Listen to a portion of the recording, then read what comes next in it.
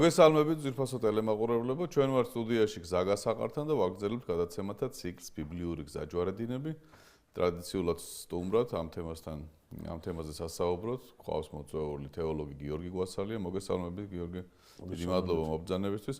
მაყურებელს შევახსენებთ, რომ წინა გადაცემაში ჩვენ ვისაუბრეთ აჯანყების შესახებ, აბესალომის აჯანყება დავითის წინააღმდეგ და აბესალომი დაიღუპა იქ. ეხლა ჩვენ უნდა შევეხოთ ადგილს, სადაც დავით მეფე ბრუნდება იერუსალიმში და გვაქვს ძალიან ბევრი საინტერესო ადგილი. ის ხვდება ადამიანებს, რომლებიც ასე თუ ისე მონაწილეები იყვნენ ამ აჯანყების პერიოდში სხვადასხვა მომენტის მის ცხოვრებაში და ნახოთ დავითი რას ირჩევს მათთან ურთიერთობაში, როგორ აგრძელებს მათთან ურთიერთობას. გიორგი, მასშასე, აბესალომი მიუხედავად იმისა, რომ დავით მეფეს ნაბრძანები ჰქონდა, რომ არ მოეკლათ, მაინც ხელყვეს მისი სიცოცხლე არ აპატიეს და იოაბმა ეს გადაწყვეტილება მიიღო. ისევე როგორც ბევრ შემთხვევაში იოაბი დამოუკიდებლად და ზოგჯერ ურჩად იღებს გადაწყვეტილებას და დავითი მის წინაშე უძლური არის. ხო და სავარაუდოდ ჩვენ ადრეც ვთქვით, რომ ერთ-ერთი ინიციატორი იმისა, რომ დავითი ომში არ წასულიყო, სწორედ იოაბი უნდა ყოფილიყო, ვინაიდან მოსალოდნელი იყო, რომ დავითი დაინდობდა აბესალომს და შესაბამისად ის კონფლიქტი, რომელიც სახელმწიფოებრივი ხასიათი მიიღო და სამეფოს მოედო დავიდო და მამასა და შვილს შორის ურთიერთობის იოაბი წინააღმდეგია კოჰაბიტაციის. იოაბი წინააღმდეგია კოჰაბიტაციის, მაგრამ ეს იმდენად კოჰაბიტაცია არ იქნებოდა, რამდენადაც დავითის მოწყალე გულის გამოვლენა, რომელიც წინ გვაქვს კიდე. და თუმცა აბესალომს თავისი მომხრევი ყავდა უკვე და კი, ცხადია. ფაქტია, რომ არ მოისვენებდნენ, გააგრძელებდნენ თავის. ყოველ შემთხვევაში ისინი არ აპატიებდნენ მე აბესალომს დავითთან შერიგებას და დავითთან აიაბებას. ხო, ბევრი სირთულეების თავიდან ასარიდებლად იოაბმა ასეთი სიმძიმე აიღო თავის თავზე და კი, მაგრამ ამასთან მაინც უნდა გავიხსენოთ, რომ იოაბს პირადი შურიც აქვს აბესალომთან, პირადი უკმაყოფილებაც აქვს აბესალომთან. და ეს წენა ისეთია იოაბი, რომ ამას მარტივად არ ივიწყებს. იოაბს არ შეუძლია დავითი ვით აპატიოს. იოაბმა თავის ადგილი უნდა მიუჩინოს ყველას. და მათ შორის აბესალომი პირველი ხა პლუს ამას მამანდრია ჩვენ მერე შევეხებით ამ საკითხს, მაგრამ აქედანაც გადავხედოთ, რომ იოაბისათვის ის პერსპექტივა, რაც ცოცხალი აბესალომის შემთხვევაში მას ექნება, სრულიადაც არასდროს სახარბიელო. აბესალომი შესაძლებელია მეფედ მოევლინოს ისრაელს და ამ შემთხვევაში იოაბი გარკვეულია, რომ ვერანაირად ვერ იქნება მის სიახლოვეს და ვერ შეინარჩუნებს იმ მაღალ თანამდებობას, რომელზეც არის. თუმცა ჩვენ ვნახავთ, რომ იოაბის მცდელობის მიუხედავად ის მაინც ვერ შეინარჩუნებს ამ თანამდებობას და დავითის შემდგომ იძულებული იქნება გამოეთხოვოს მას. თუმცა მცდელობები ექნება მის დატოვებით. ამას მე ვნახავთ. ახლა საინტერესო რა არის? საინტერესო არის ერთი პასაჟი, რომელიც ასე აშკარად არ ჩანს. მაგრამ კარგად უნდა დავინახოთ ისრაელის ისტორიას, კარგად უნდა გადავხედოთ და იქიდან ვნახავთ, რომ ის დაპირისპირება, რომელიც სამეფო დონემდე ავიდა აბესალომსა და დავით შორის, ამ დაპირისპირების ლიკვიდაცია აბესალომის ლიკვიდაციასთან ერთად არ მომხდარა. ეს დაპირისპირება ნელ-ნელა გადასალახავი და სამეფო კვლავ ნელ-ნელა გასაერთიანებელი. მაგრამ ძალიან საინტერესოა ის, რომ აბესალომის სიკვდილმა ბევრ ისრაელიანს და გაუჩინა კითხვა. ხა ისრაელიანს რა ვსაუბრობთ? არ ვსაუბრობთ რიგით ჯარისკაცზე, რიგით მოქალაქეზე, ვსაუბრობთ მაღალი საზოგადოების წარმომადგენლებზე, რომლებიც ღირებულებით ან პოლიტიკურ ამინდს ქმნიან. ამ შემთხვევაში ჩვენ გულისხმობთ ისრაელსაც და იუდასაც ერთად, როდესაც ისრაელიანზე ვლაპარაკობთ. ეს ცოტა განსამარტი გვექნება, იმიტომ რომ კი, გეთანხმებით, მამანდრია.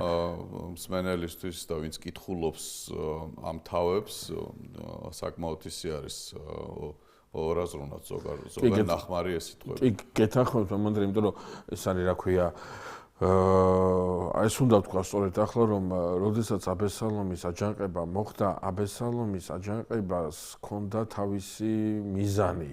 ის იუდაზე კი უნდა გამეფებულიყო, მთელ ისრაელზე უნდა გამეფებულიყო. მთელ ისრაელზე.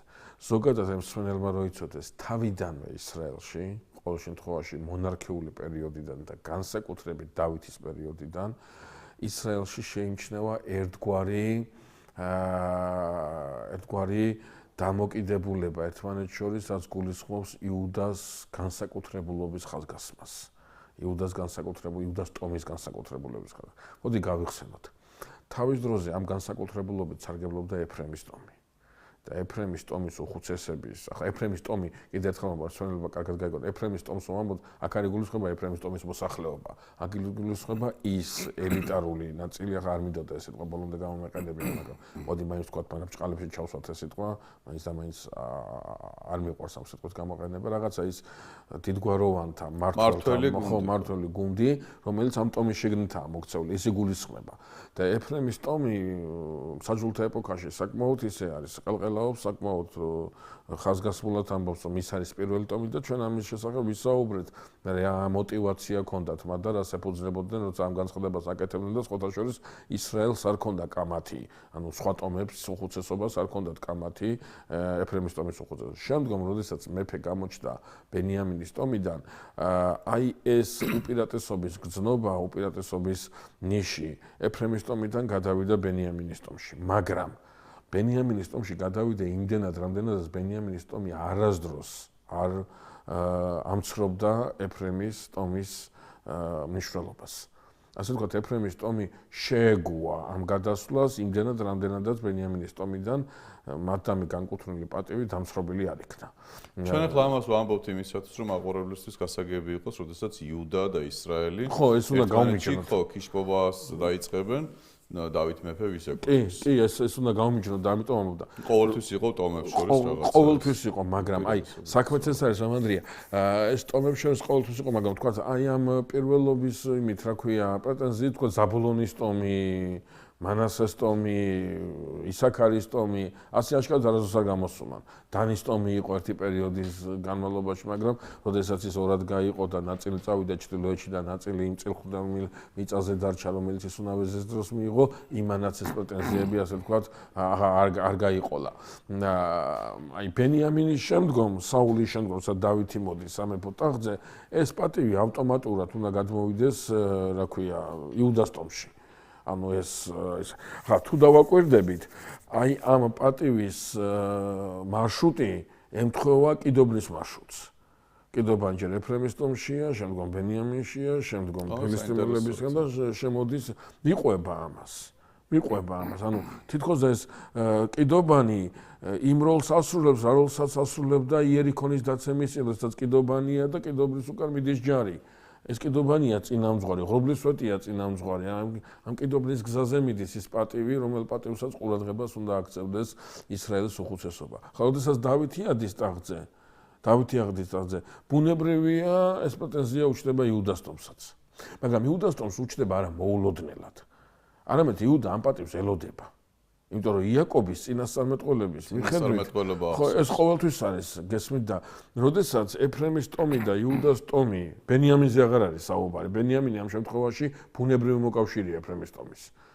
ხო, გავიხსენოთ სემეი გერაზზე როგორ აბრალებდა დავითს სისხლისმელ დავითს, რომელსაც ღმერთი ახლა თავისას მიაგებს იმისათვისაც საულის ოჯახს გაუკეთა. რა გაუკეთა დავითმა საულის ოჯახს? სიკეთის მეტი. ეს სემეია, რომელიც წევლიდა და ქვებს ესროდა დავითს, როდესაც დევნაში იყო დავითი აბესალომის. ხო, მაგრამ მაშინ ასეთი ტალღა, ასე ვთქვათ, ტრენდია, რომ სემეი გერაზისთვის ამ სრულიად უსაფუძვლო განცხადების გაკეთებას უფრო მეტი მსმენელი ყავს, ვიდრე დავითის მიერ მისაქვია აღსრულებული საქმეების მნიშვნელობის შემფასებელი. აყურებელს უთხრათ ახლა რომ ეს არის მეორე მეფეთა მე-19 და მე-20 თავები და სემეი ახალ რედაქციაში, ახალ ქართულად შეიძლება შეგხვდეთ და შიმყი იყოს ასეთი სახელით იყოს. შიმყი.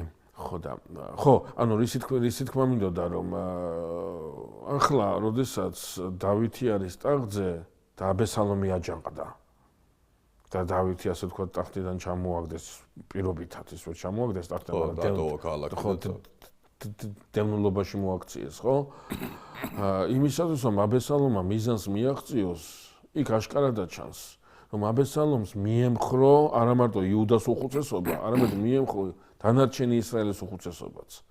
ანუ აქ შეგულისხმება დავითი ჩეველიც კი ხო ვიცით ჩვენ აქიტობელისისა ხო ანუ საკმაოდ ისეთი რეალურად გაუყო ხო მართველი გუნდი რეალურად გაუყო აბესალომს საკმაოდ დიდი ძალა გადაიღო და რაც მთავარია აღმოჩნდა რომ ჩვენ თავის დროზე ვთქვით ეს დავითის უკან ის სიმტკიცე რომელიც ერთი შეხედვით ჩანდა სომხად ასეთი სიმტკიცე არ ყოფილა დავითს თურმე ძალიან ბევრი რამეზეა ყურადღება მისაქცევით სახელმწიფოებრივ დონეზე ამიტომ რაღაცნაირად საღვთო დაშვებაც შეიძლება დავინახოთ იმაში რომ დავითმა დაინახოს მის სამეფოში რომელიც ღმერთმა მას ჩააბარა სულაც არ არის ის ერთობა რომელი ერთობაც შეიძლება გარეგნულად ჩალდეს ის თავის ანდერში ამას ასახავს ის დავითი ამას თავის ანდერში ყურადღებას მიაქცევს და ძალიან მნიშვნელოვანი მომენტი ამიტომ აბესალომის აჯანყება ისევე როგორც მთელი რიგი მოვლენები საღვთო ისტორიაში რომელიც თითქოს და ღვთისმშეულის წინააღმდეგაა მიმართული ამ წინააღმდეგობას ღმერთი ისევ ამ რჩეული სასარგებლოდ მოატრიალებს ეს ძალიან საინტერესო მომენტია როდესაც იოსებს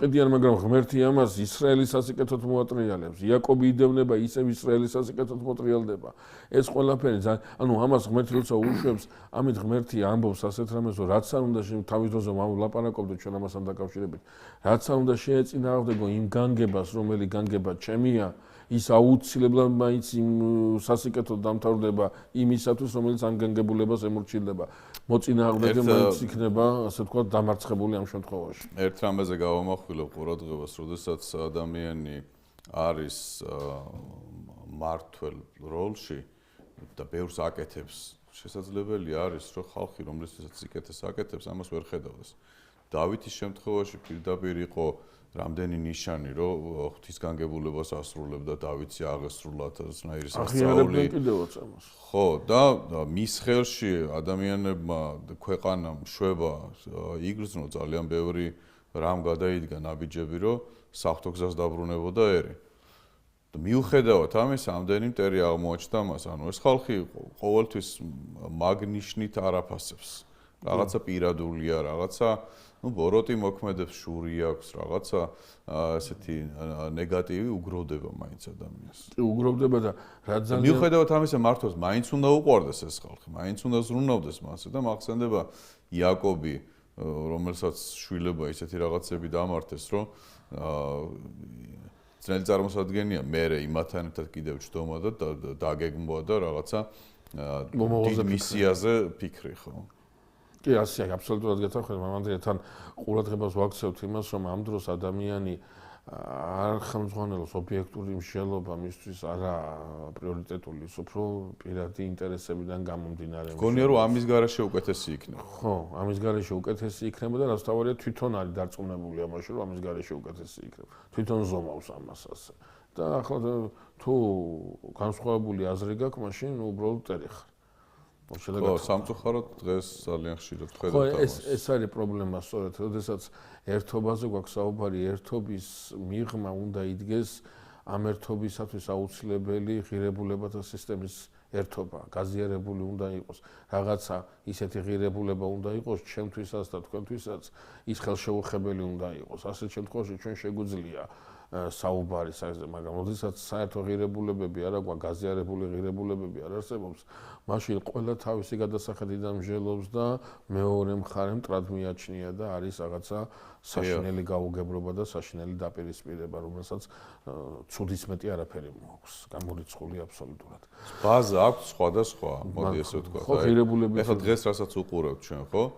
ადამიანის გონება მუდმივად ანალიზს აკეთებს, დასკვნებს აკეთებს და საინფორმაციო ბაზა თუ სხვადასხვა აქვს, შეიძლება სრულიად ჯანსაღ ადამიანს ერთსაც და მეორესაც კონდეს აბსოლუტურად ერთმანეთისათვის მიუღებელი დასკვნები, შეუთავსებელი და მიუღებელი პოზიცია. აი, უბედურება მაგაში არის, რომ სხვადასხვა საინფორმაციო ველზე დაყურადებული ადამიანისათვის შერიგების ველი ძალიან ცოტა რჩება. გითხრათ, მაგრამ აქ ერთი დეტალიც არის პარადოქსული, რომ ეს ხდება იმ დროს, როდესაც საინფორმაციო ეპოქაში ვცხოვრობ და ინფორმაცია ვერ იბლოკება. დიახ. ანუ პრაქტიკულად არიან ადამიანები, რომლებიც ერთმანეთს არ უსმენს. ხო, ერთმანეთს არ უსმენ, მხოლოდ იმას აჭირდება და რაც გინდა უთხარი, რაც გინდა უთხარი, თუ აქვს სხვა დასკვნა გაკეთებული, ტრად შეგრაცხავს თუ მის მხარეს არ ხარ. ხო, და ეს რადიკალური ისიც მანიშნებელია იმაზე, რომ ამ შელობაში არ არის ჯანსაღი ასა. დაუბრუნდეთ. ხო, რატომ იგივეა, აქაც იგივე რამ ხდება, როდესაც აბესალომი კვდება, აბესალომთან ერთად კვდება ის იმედები, რომელიც დავითის წინააღმდეგ გაუჩნდა მთელ რიგ საზოგადოებას, როგორც იუდას ტომში, ასევე ისრაელის ტომში. მაგრამ საინტერესო რა არის? საინტერესო ის არის, რომ აშკარად ისრაელის ტომის უხუცესობამ დაასწრო იუდას ტომის უხუცესობას და დავითს გაუგზავნა გზავნილი, სადაც ის დავითს ეუბნებოდა, რომ ელოდებიან ისრაელში და ძალიან გაიხარებენ მისი ჩამოსვლით. ახლა შეა საქმე. ისრაელის უხუცესობა ასე მსჯელობს, რომ დავითმა გაგონთავისუფლა მტრებისაგან. და დავითმა გვიხსნა აი ამ გარეშე დამპყრობლებისაგან და ასე გააძლიერა ქვეყანა. ჩვენ კი აბესალომს დაუჭირეთ ხარი. ახლა აბესალომი მკვდარია. ანუ რეალობა, ელემენტარული ლოგიკა გვთავაზობს იმას, რომ ისევ დავითს მივაჯვაჭო ჩვენი ყურადღება. რატომ არ ვჟელობს ეს ხალხი ასე მაშინ, როდესაც აბესალომს უჭერს მხარს? მაშინაც ხო დავითს იგივე საქმეები აქვს განხორციელებული. მაშინაც ხო დავითი იგივე ავტორიტეტით უნდა სარგებლობდეს, მაგრამ რატომღაც მაშინ აბესალომი აჯობებს? რა არის ამისი მიზეზი? რაზეც ვლაპარაკობდით ახლა? აბესალომი რაღაცა ისეთ შეპირდა, აბესალომის შემთხვევაში რაღაცა ისეთი რაღაცების იმედი გაუჩნდათ, რომ დავითის ღვაწლი აბსოლუტურად გადაიფარა თავისი პირადი ინტერესებიდან გამომდინარე. დავითმა ეს ისრაელი კი არა 1000-ჯერ დიდი ისრაელი რო ააშენოს ღვთისშეწევნით. ის რასაც ეთყობა აბესალომი პირდება, გაუფასურებული იქნება ყველა შემთხვევაში მათ თვალში დავითის ეს ღვაწლი. მაგრამ ახლა ისინი ასე მსჯელობენ, ვინაიდან სხვა გამოსავალი არ არის. აი ეს ძალიან მნიშვნელოვანი არის ერთი ფრაზა წმინდა წერილში, რომელსაც მე ხშირად ადრე ხას არ უსვამდი, მაგრამ ახლა მინდა ხმამაღლა თქვა აუდიტორიის გასაგებად. ღმერთი ეუბნება თავის ჩვეულს ისრაელზე. მინდა და გადავარჩე. ისრაელი გადარჩენისთვის იბრძვის კი არა.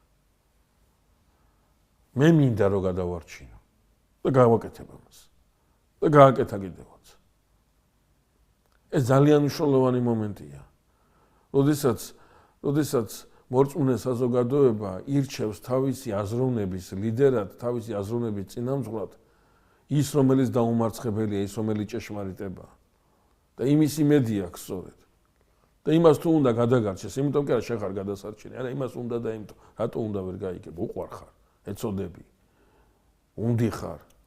ეს არის საღვთო ბუნება. უნდა და ხო, ამაში არავის წინაშე მისია ახსნის ვალდებულება არ არის. ხო, ამაშია საქმე, რომ ამ შემთხვევაში ისრაელის უხუცესობა დარჩა აი ამ რეალობის წინაშე, რაც არ უნდა დიდი იმედები ქონოდათ იმ დანაპირებზე, რაც შეიძლება აბესალომისაგან სმენოდათ მათ.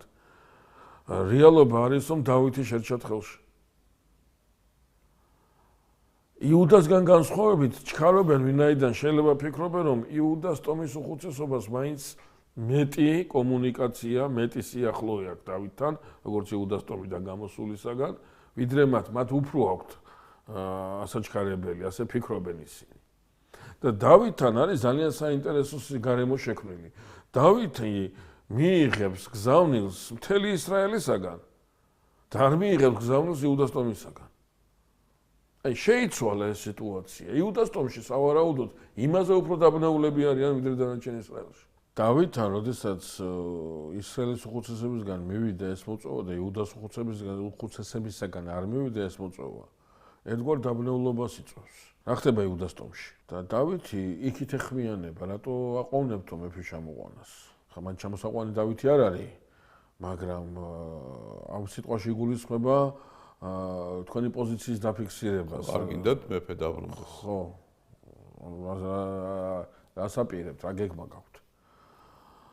და იუდას ტომის უხუცესებისათვის დავითის ეს მიმართვა, რომელშიც ასევე ხაზგასმულია, რომ ის ძვალი და ხორცია მათი და ეს საკმაოდ ისეთი პასაჟია მეფისაგან. აი კარგად ირკვევა მამა ანდრია, ამას კარგად მინდა ხაზი გაუცვათ, რომ მიუხედავად მონარქიის ინსტიტუტის შემოტანისა, ისრაელის მონარქიული ინსტიტუტი რამდენად ითვალისწინებდა იმ ინსტიტუციას, რომელიც მონარქიამდე არსებობდა და მოსეს პერიოდიდან 70 უხუცესისა და უზენაესი საზესდამხედველო ორგანოს მმართველობის თვალსაზრისით იყო წარმოდგენილი ისრაელში, ხო? აი საჯულთა ეპოქაში რაც აქვს, მიუხედავად იმისა, მეფე გვყავს, მაინც ითვალისწინებს მეფე აი ამ უხუცესთა სივრცეს, რომელიც ხალხის განწყობას გამოხატავს, რომელიც არჩეულია ხალხისა და ყურადღებას აქცევს მათ. ცოტა მოგვიანებით, როდესაც ისრაელის სამეფოების ლიკვიდაციის შესახებ იქნება საუბარი, იქ ჩვენ ვნახავთ, რომ ეს როლი სულ უფრო სუსტდება და მეფე სულ უფრო ერთპიროვნული ხდება და სულ უფრო ემსგავსება იმ წარმართულ მოდელს ისრაელის მონარქია, ემსგავსება იმ წარმართულ მოდელს, რომლისაგანაც ის სულ გამიჯნული უნდა ყოფილიყო.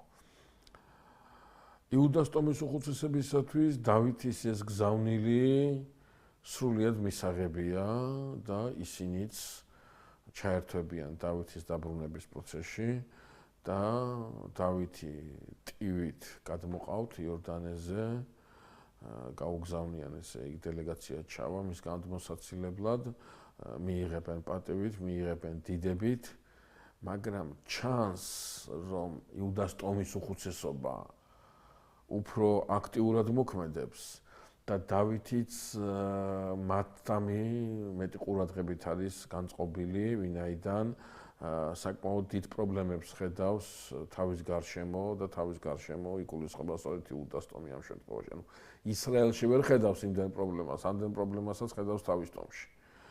და აი ამ პრობლემების თავიდან ასაცილებლად ის რაღაც გარკვეულ ზომებს ღებულობს და იუდას ტომის უხუცესობას პატივს განუკუთვნებს. ეს არ დარჩება შეუმჩნეველი დანარჩენი ისრაელის უხუცესობისათვის და საკმაოდ იწყება ქიშმი. საკმაოდ ესეთი კონფლიქტი ატყდება, რომელიც ახალი პრობლემის, ახალი რაღაცა დავითისათვის მიუღებელი მდგომარეობის მანიშნებელია და კონფლიქტის მიზეზი არის ის, რომ რატომ გაისაკუთრავა იუდამ დავითი, ჩვენი უფრო არისო მეფე ვიდრე იუდასი. ძალიან საინტერესოა, რომ ჩვენ უფრო ბევრი ვართ, ჩვენ უფრო მეტი ვართ, იუდა ერთი ტომია და ის იჩემებს მეფის, ის ისაკუთრებს მეფეს. იმ დროს, როდესაც ჩვენ უფრო ბევრი ვართ და მეფე მთელი ისრაელის არის. ხო, აი აქ არის სურვილი იმისა, რომ ისრაელში იდიდებოდეს ის ღმერთი, რომელი ღმერთიც ადგენს ამ მეფეს. ეს ძალიან მნიშვნელოვანია, გავიხსენოთ მამანდრია, როდესაც ორნახევარი ტომი იორდანის გადაღმა უნდა გადავიდეს და რაღაც მონუმენტური მას დადგავს, რაღაცა ნაგებობას ააშენებს, რაღაცა ძეგლსავი დადგავს, ძეგლი არ იყო თავისთავად ცხადია, რაღაცა ნიში იყო და ფინეს გააგზავნის ის უნავეზე კომისიასთან ერთად გაარკვიონ რა გააკეთეს იმ ორნახევარი ტომის წარმომადგენლება და ისინი იტყვიან, რომ ამას იმიტომ ვაკეთებთ იორდანის ამ სანაპიროზე, ეს იმიტომ დავდგით, რაც გალგალში თუ გილგალში 12 ლოდის დადებით გააკეთა ის უნავეზე მხვალ და ზეგ, თქვენმა შვილებმა, ჩვენ შვილებს არ უთხრას, რა წილი გაქვთ ისრაელში ან იმ ღმერთთან, რომელი ღმერთიც ამიწაზეა, ხო? რაღაც ამდაგვარი პრეტენზიაა, რომ ეს მომავალ თაობაში ხვალ და ზეგ პროტოტიპი უნდა იყოს იქაც აუცილებლად, რომ მსგავსება და ერთობა გინდებოდეს. და ისრაელის უხუცესების ეს განცხადება ძალიან ბუნებრივია და ძალიან სამართლიანი. მაგრამ ამაზე საინტერესოა იუდას ტომის უხუცესების პასუხი. რა გაუკეთებიაო ჩვენთვის დავითს? ანუ რატომ უნდა ვიჩემებდეთ ახლა დავითის? უბრალოდ აი მოცემულობა ასეთი, რომ იმ ტომიდან არის, რომელ ტომსაც ჩვენ ვეკუთვნით, თორე აქედან კარგად ჩანს, რომ დავითი იუდას ტომის უპირატესობას არ უსვავდა ასე ხას. იმ დროს, როდესაც იუდას ტომი თავის უპირატესობას აშკარად და ისიც ჩანს, რომ იუდას ტომს მოლოდინი ქონდა და პრეტენზია. კი, როგორ არა და დავითში არ გამართლდა ეს. დავითმა იუდას ტომს არ გაუკეთა რაღაცა ისეთი, რაც თქვა საულმა გაუკეთა ბენიამინის ტომს. დავითმა იუდას ტომს არ მისცა ის უპირატესობა აზროვნების თვალსაზრისით, სხვა ტომებთან ურთიერთობის თვალსაზრისით, რასაც იუდა ელოდებოდა. მართვაში მოყვანის. მართვაში და ასე შემდეგ და ასე შემდეგ. მიუხედავად იმისა, მისი მთავარსარდალი, მისი ისა, გარშემოსული მისი ოჯახის წევრები არიან. ეს არ აისახა ისრაელის სხვა ტომებზე უარყოფით და თქვათ, რა უბრალო ამბიცია არის ამ უხუცესების მხრიდან და რეალურად არაფერი არ დაუკლია თუ უპირატესობა არ მიცემ. ახლა ნახეთ მამა ანდრია ძალიან საინტერესო დეტალი რა არის. ოდესაც ჩვენ დავითის და იუდას ტომის უხუცესების ამ დამოკიდებულებაზე ვსაუბრობთ, ჩვენ გვახსენდება ძე დავითისა, რომელიც ასევე იქცეოდა მათ შორის, მათ შთამომავლებს შორის. და საკმაოდ ისეთი დისკუსია ქონდა და პოლემიკა ქონდათ მასთან. და პოლემიკა წარმოებდა ერთადერთი რამის გარშემო. მაცხოვარზეა. მაცხოვარზე ვსაუბრობთ. რომ მაცხოვარს უნდა ეღიარებინა ხმამაღლა მათი ნაციონალურ-პოლიტიკური განსაკუთრებულობა და ამ შემთხვევაში ისმენადი გახდებოდა მათთვის. არა მეზვერეებისათვის, მეძავებისათვის და სხვებისათვის, არამედ აი ასე ვთქვათ, ახლა აქ უკვე ამ სიტყვას თამამად გამოვიყენებ ელიტარული საზოგადოებისათვის, რომელიც მაშინ პოლიტიკურ ამინს ქმნიდა ისრაელის სივრცეში. რა ვერ გაუგეს იესო ნაზარეველს? იესო ნაზარეველს ვერ გაუგეს ისაც იესომ პირდაპირ უთხრა სამარიტელ დედაკაცს. ცხოვრება იუდეველთაგანაც. აქედან მოდის ცხოვრება. მაგრამ ამას არ ეუბნება ფარისევლებს, სადუკევლებს, ჰეროდიანელებს. რატო არ ეუბნება, ვინაიდან ისინი ცხოვრებას არ ელოდებიან მესიისაგან. ისინი მესიისაგან ელოდებიან უპირატესობას. აბსოლუტურად სხვა რამეს ელოდებიან. კიდე ერთი დეტალი, ძალიან საინტერესო დეტალი. ათიკეთ რომანის განკურნება როა. ხო. ერთი დაბრუნდება და მადლობას იტყვის. და ისხა საწავიდა. და ისხა თუ არ ბრუნდება. რომ იმათმა ეს წყალობა მიიღეს როგორც აბრაამის შთამომავლობა. ესეც უნდა იყოს. აბა უნდა გააკეთოს ხურთ. უნდა განეკონონ, უნდა ქნას, უნდა ქნა. და ანანერი მადლიერება.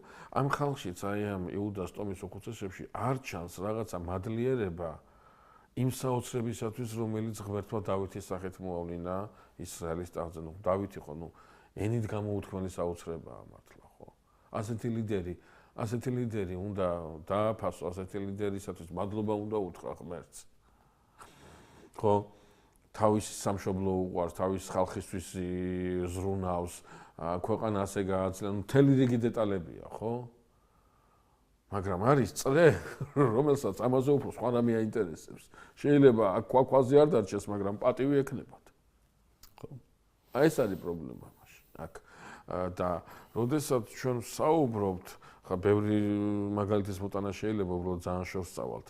ვსაუბრობთ, კონფლიქტი როგორ გვარდება ვერ ხვდებით. წმინდა წერილში მაინც ეს ხაზგასმით არ არის წარმოდგენილი, მაგრამ ისტორია შემდგომ ისრაელის ისტორია და ისევ წმინდა წერილის მონათხრობი მიგვითითებს იმაზე, რომ ეს კონფლიქტი არ მოგვარებულა, უბრალოდ დაკონსერვდა.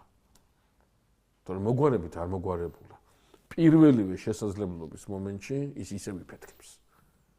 როგორი სიმპტომატურია მამა ანდრია, რომ ზუსტად ეს დამოკიდებულება შერჩენილი მაცხოვრის დროსაც. გალილეა და იუდეა ერთმანეთთან მაინც არ იყვნენ ასე ვთქვათ შეხმატკბილებულები. და ძირითადად რა საკითხზეც უპირისპირდებოდნენ ისინი ერთმანეთს, ეს იყო მესიის საკითხი. ცნობილი ერთი ასეთი გამოთქმა გალილეველი ეძებს დიდებას, ხოლო იუდეველი ფულს. ცნობილი იყო მაცხოვრის დროს ასეთი გამოთქმა იყო ცნობილი. მაცხოვრის მოწაფეების სივრცეშიც ასეთი დამოკიდებულება. რომ ერთია იუდადან და ის ერთი ამ გალილეველებს უყურებს აი ვინ არიან ახლა ესე, როდესაც აქ იუდა ამორჩეული იესოსგან, რომელიც არც მეტი არც აკლები იუდას ტომიდან არის. ხო, ყველაზე ახლოს ის არის.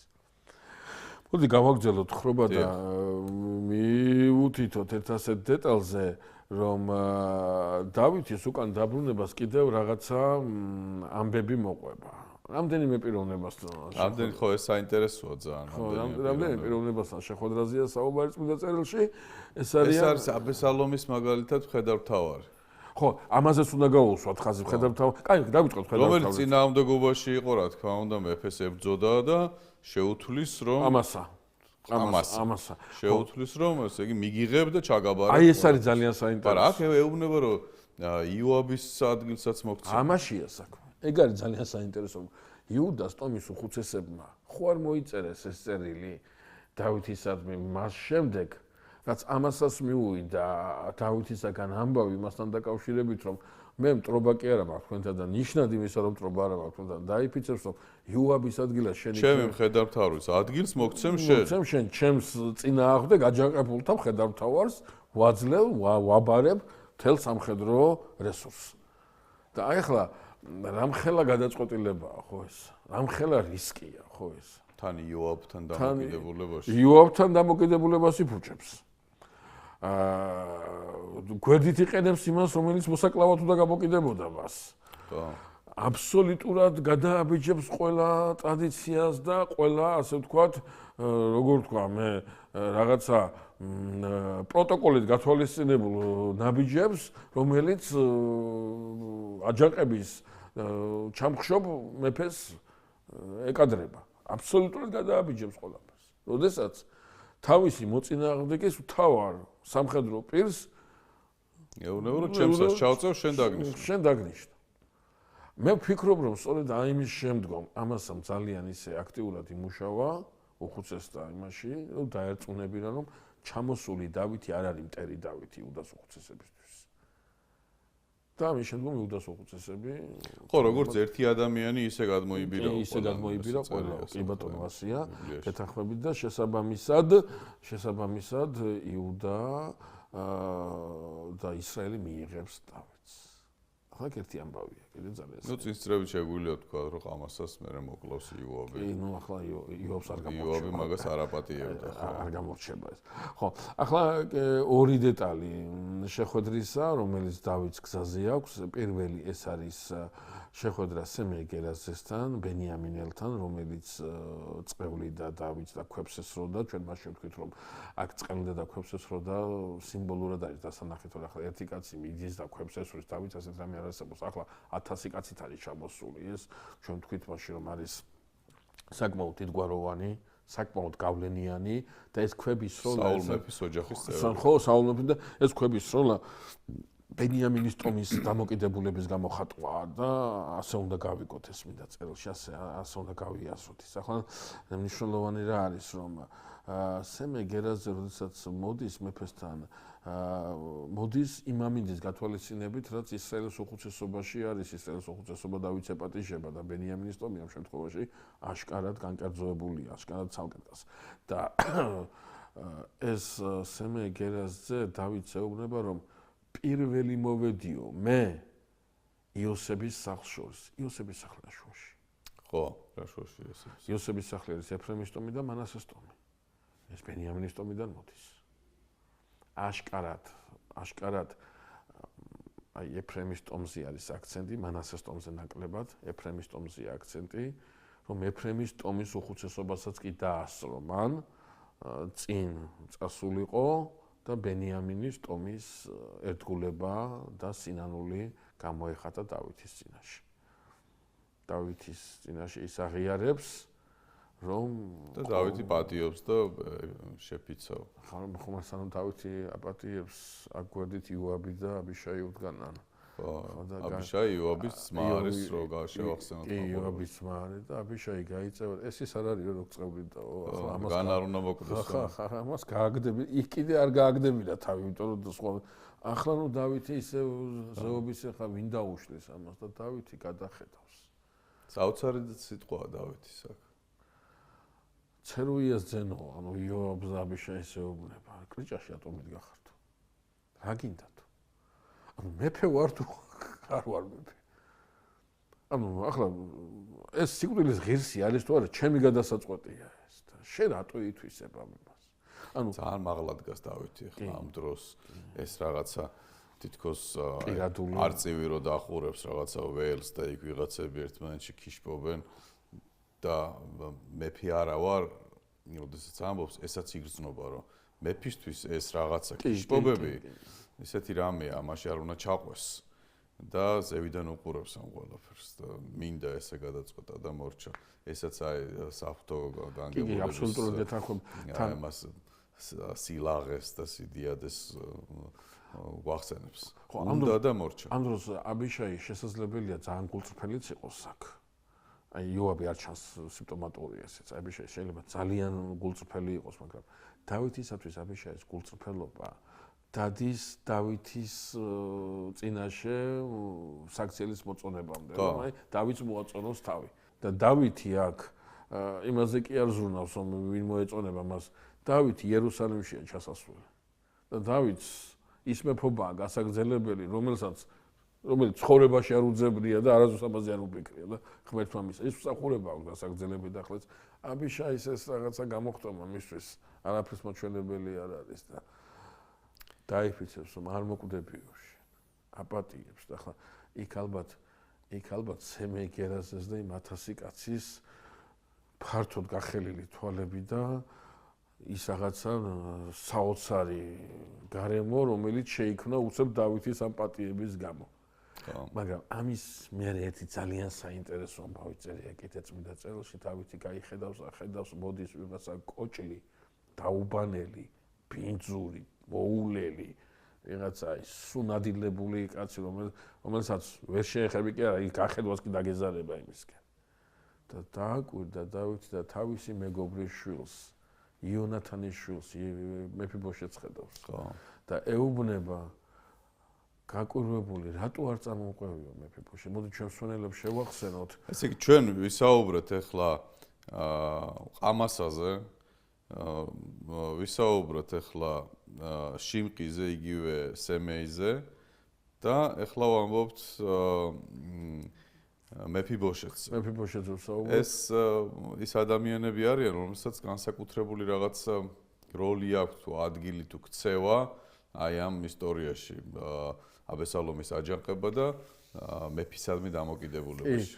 და საინტერესოა რომ ჯერ სიბა ჩამოვა მისი ის ჩამოასწრებს რომ დავითის წინაშე რაღაც ისიც იმას აკეთებს, რაც ახლა აბიშაი აკეთებდა და დავითი ამათ კი არ უყურებს, აი იმას უყურებს იმ დაუბანელ კაცს. და მეფიბოშეთს გულდაწყვეტილი ეკითხება, რატო არ წარმომყევიო? და რომ შევახსენოთ ჩვენ მსვენელებს, რომ იმან რა ქვია მეფიბოშეთზე ციბამ, ანუ მის მომსახურმა თქვა, რომ უხარიაო, რომ ახლაო ღმერთიო მიაგებსო დავითსო თავისასო და დამიბრუნებსო ღმერთი მამაჩემის იმას. დავითი გულდაწყვეტილი წავიდა და მაშინ ბრძანა რომ ყველაფერიო, რაც საულის იყო შენთვის მომიციაო, ციბას გადასცა და ციბა მადლი და მეფიბოშეთი ეუბნება იციო რომ კოჭლი ვარო და ვერ მოვასარიო შენამდე და ჩემ მსახურმა კი მიმტყუნაო მე და ცილი დამწამაო. ნუ დავითს ეუბნება რომ არაფერი მსგავსი მე არ მithქვამს და ნიშნად იმისა რომ შენ განდევნილი იყავი სანამ შენ პირს არ ვინახა არ ვიხილავდი არც ფეხები დამიბანია არც ფრხილები წამიჭრია არც წვენი მომწვენისთვის მომივლია აი ასე ვზივართ განადგურებული სანამ ახლა კი შენ სახელს უხედავ შენ ხატებას უუჭრეთ ხომ ამაზე მეტი რაღა მინდა ამაზე მეტი ბედნიერება რაღა მინდა და დავითი უყურებს და იქ გულდაწყვეტილია დავითი არა იმაზე რა გულდაწყვეტაცვას არამედ იმაზე როგორ გაიფიქრა ეს იონათანის შვილს იმდენად ძიმე მდგომარეობაში იყო და დავითის პასუხია საოცარი აი დაფნეული დავითი ხო გითხარი თუ გაიყავითო შედა არ უთქვავს ეს დავითს დავითმა თლიანად გააყო თლიანად მისცა და ახლა რო უყურებს აი სიბასაც ხო შეიძლება ახლა სიბას გაბრაზდეს სიბას ხო გაბრაზდეს სიბას მოკიდოს ახლა სიბას